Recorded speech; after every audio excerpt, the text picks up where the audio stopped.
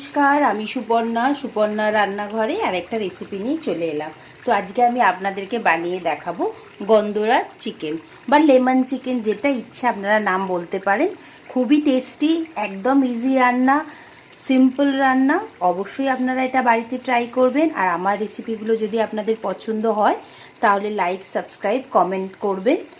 আর চলুন তাহলে এবার আমি আপনাদেরকে গন্ধরাজ চিকেন করে দেখাচ্ছি।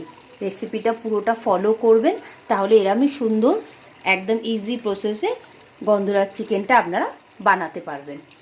আমি চিকেনের টিস্যুগুলোকে এর আগেও আমি আপনাদের দেখিয়েছি, আর একবার দেখিয়ে দিচ্ছি। এখানে এই যে হোয়াইট কালারের দেখাচ্ছে, এইগুলোকে আমি কেটে দিলাম।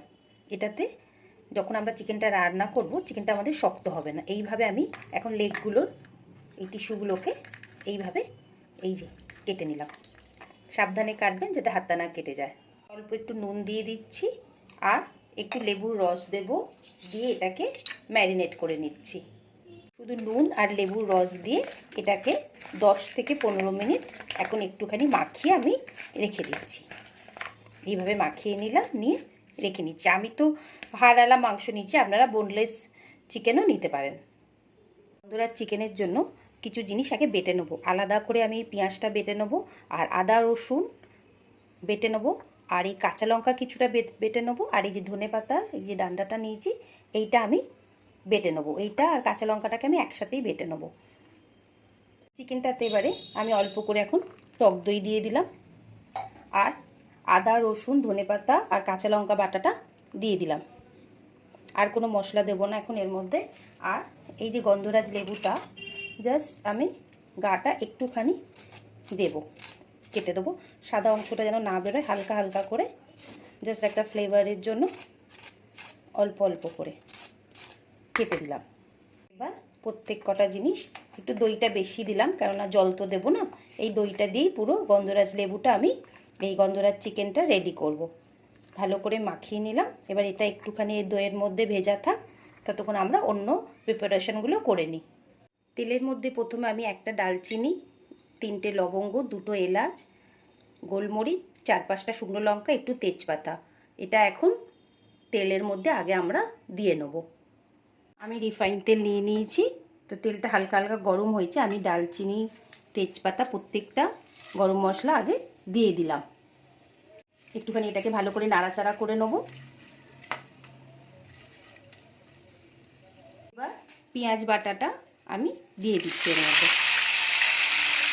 দিয়ে কিছুক্ষণ একটু নাড়াচাড়া করে নিচ্ছি, নাড়িয়ে নিচ্ছি কাঁচা গন্ধটা যতক্ষণ না যাচ্ছে। এটা দিয়ে তেল বেরোতে শুরু করে দিয়েছে। এবার আমি চিকেনগুলোকে আগে দিয়ে দিচ্ছি,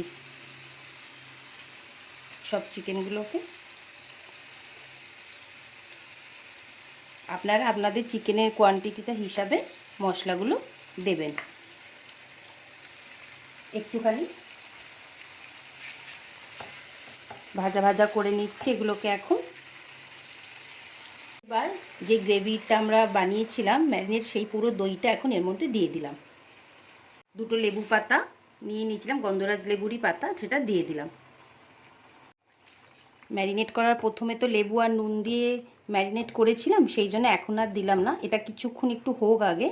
এটাকে এখন একটু ঢাকা দিয়ে আমি মিডিয়াম ফ্লেমে রেখে দিচ্ছি। 2টো গন্ধরাজ লেবু স্লাইস করে কেটে নিয়েছি, সেটা এটার মধ্যে দিয়ে দিলাম।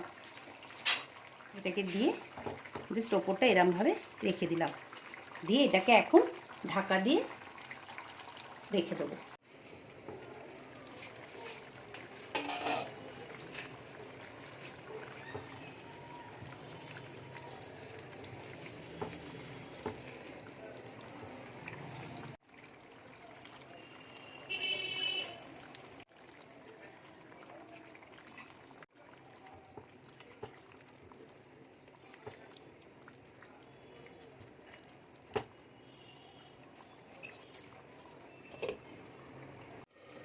চিকেনটা আমাদের একদমই রেডি হয়ে গেছে। দেখুন সব তেলগুলো সাইড দিয়ে বেরিয়ে গেছে, আর পুরো চিকেনটা গলেও গেছে। তো এখন আমাদের লেমন চিকেন বা গন্ধরাজ চিকেন, যেটা আপনাদের মন চায় নাম দেবে, এটা আমাদের রেডি হয়ে গেল। অবশ্যই বাড়িতে আপনারা রেসিপিটা একবার ট্রাই করবেন। গন্ধরাজ চিকেন আমার রেডি হয়ে গেছে। লেমন চিকেনও আপনারা বলতে পারেন। কেমন লাগলো রেসিপিটা অবশ্যই আমাকে জানাবেন, আর আমার চ্যানেলটাকে সাবস্ক্রাইব করবেন, কমেন্ট করবেন। আপনারা অবশ্যই বাড়িতে গন্ধরাজ চিকেনটা বানাবেন, আর কেমন লাগলো রেসিপিটা নিশ্চয়ই বলবেন, আর আমার চ্যানেলটাকে সাবস্ক্রাইব করবেন, কমেন্ট করবেন। আর স্কিপ না করে ভিডিওটা প্লিজ দেখবেন। আবার একটা নতুন রেসিপি নিয়ে খুব তাড়াতাড়ি আমি আসবো।